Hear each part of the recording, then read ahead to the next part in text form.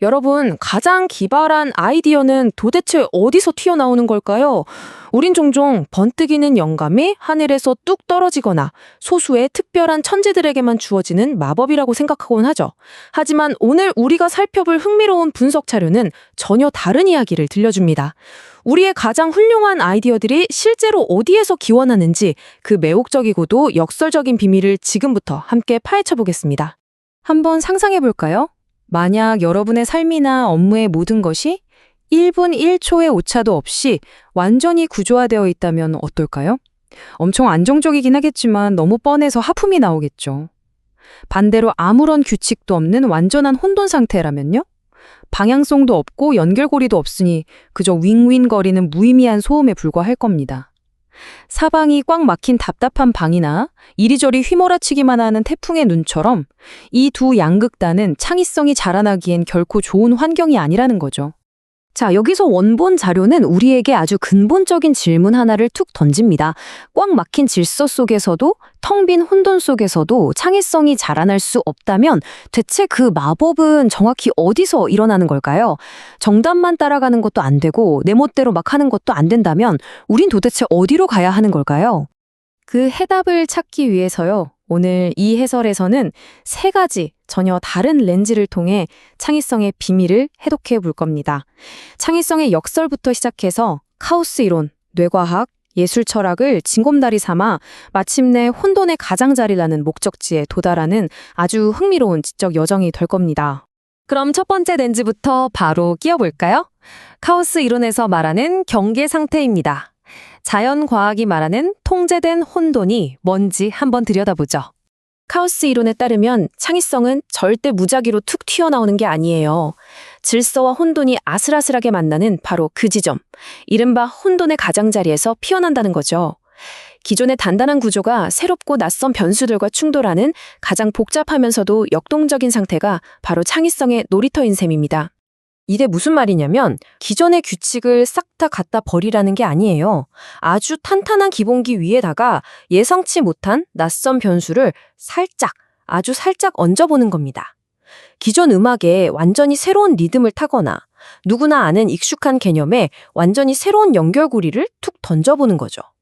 익숙함 속에 더해진 한 끗의 새로움, 바로 그 비틀기에서 폭발적인 창의성이 나옵니다. 자, 그럼 두 번째 렌즈, 뇌과학으로 넘어갑니다. 부제는 점과 점 연결하기네요. 방금 본 물리학의 법칙이 우리 뇌에서는 어떻게 아름답게 작동할까요? 원래 인간의 뇌는 본능적으로 되게 효율적인 걸 좋아하거든요. 그래서 늘 반복되는 패턴이나 구조를 찾으려고 기를 씁니다. 그런데 창의적인 뇌는 여기서 약간 재미있는 일탈을 합니다. 뻔한 구조에 안주하는 게 아니라 남들은 전혀 상관없다고 생각하는 정보들 사이에서 막 다리를 놓기 시작하는 거예요.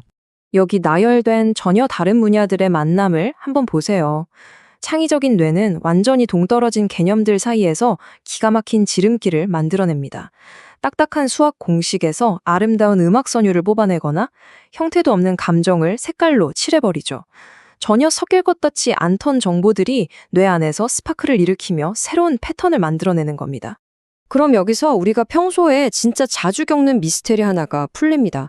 왜 엄청난 아이디어는 꼭 책상 앞이 아니라 샤워할 때, 동네를 산책할 때, 아니면 잠들기 직전 멍 때릴 때 불쑥 찾아오는 걸까요? 정답은 바로 우리 뇌의 통제력을 살짝 느슨하게 풀어줬기 때문입니다. 문제에 너무 꽉 막혀 집중할 때는 뇌가 초긴장 질서 모드거든요. 그런데 샤워를 하면서 이 엄격한 통제를 살짝 놔주면 우리 뇌가 스르륵 열리면서 저 멀리 흩어져 있던 패턴들이 드디어 서로 만나게 되는 겁니다. 뇌가 스스로 아까 말한 혼돈의 가장자리로 걸어 들어가는 거죠. 이제 현미경을 거두고 시야를 확 넓혀서 세 번째 렌즈, 예술 철학을 들여다보겠습니다. 과연 인류의 문화는 이 경계를 어떻게 해석하고 있을까요? 철학적으로 보면 예술에서 창의성은 단순히 반항하거나 튀어 보이려는 억지가 아니에요. 그건 오히려 낡아빠진 옛 규칙들을 의도적으로 부수고 그 조각들을 모아서 완전히 새로운 차원의 질서를 세우는 엄청나게 능동적인 작업이죠. 단단한 벽돌을 부숴서 유연한 리본을 만들어내는 것처럼 말입니다. 재지나 현대 모용을 한번 생각해 보세요. 처음 딱 들었을 때는 이게 무슨 묵은 본 혼돈이지? 싶잖아요. 하지만 그 표면 아래를 조금만 깊이 들여다보면 그들만의 독특하고 정교한 리듬과 숨겨진 구조가 단단하게 흐르고 있습니다. 기존 규칙은 시원하게 깼지만 그 자리에 자신만의 새로운 질서를 딱 세워둔 거죠. 여기서 진짜 흥미로운 포인트가 나옵니다. 우리가 언제 예술 작품을 보고 아름답다고 느낄까요? 너무 뻔하면 지루해서 하품이 나고 반대로 너무 귀괴하면 이해조차 안 가서 짜증이 납니다. 사람의 마음을 훔치는 창의적인 작품은 이 둘 사이에 기가 막힌 스윗스팟을 타격합니다. 가슴 뛸 만큼 새로우면서도 우리가 고개를 끄덕일 수 있는 최소한의 구조를 갖춘 바로 그 지점 말이죠. 자, 드디어 세 가지 렌즈를 하나로 합쳐볼 시간입니다. 우리의 최종 목적지 혼돈의 가장자리네요. 이 전혀 다른 세 학문이 결국 어디를 가리키고 있는지 볼까요? 이 요약된 내용을 쓱 한번 보세요. 정말 놀랍지 않나요? 물리학은 이걸 경계 상태라 불렀고, 뇌과학은 패턴 연결, 예술 철학은 의미 창조라고 불렀습니다. 용어만 다를 뿐이지 과학과 생물학, 그리고 예술이 모두 한 목소리로 똑같은 얘기를 하고 있는 겁니다. 창의성이란 결국 익숙함과 낯섦이 역동적으로 맞붙는 바로 그 가장자리라는 거죠. 그러니까 창의성은 어쩌다 한번 터지는 불꽃놀이가 절대 아니에요. 의미 없는 혼돈 속에서 어떤 질서를 끄집어냈다가 그게 너무 뻔해지고 지루해질 때쯤 다시 새로운 혼돈을 쓱 집어넣는 겁니다. 끊임없이 진화해 나가는 역동적인 사이클 그 자체인 거죠. 오늘 살펴본 이 모든 내용, 원본 자료에 나오는 진짜 기가 막힌 한 문장으로 싹 정리해 드릴게요. 창의성은 완전한 질서도 완전한 혼돈도 아닌 경계 상태에서 새로운 패턴과 의미를 연결하며 창조적 구조를 형성하는 과정이다. 어떠세요? 창의성은 아무것도 없는 무에서 유를 창조하는 요술방망이가 아니라 경계선 위에서 펼쳐지는 눈부신 연결의 결과물이라는 겁니다. 자, 이번 해설을 마무리하면서 여러분께 질문 하나 던지겠습니다.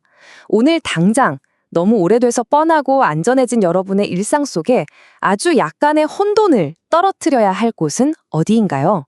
그 작은 일탈 하나가 혼돈의 가장자리로 향하는 그 한 걸음이 여러분 안에 숨겨진 천재성을 깨울지도 모릅니다. 오늘 준비한 내용은 여기까지입니다. 함께 해주셔서 감사합니다.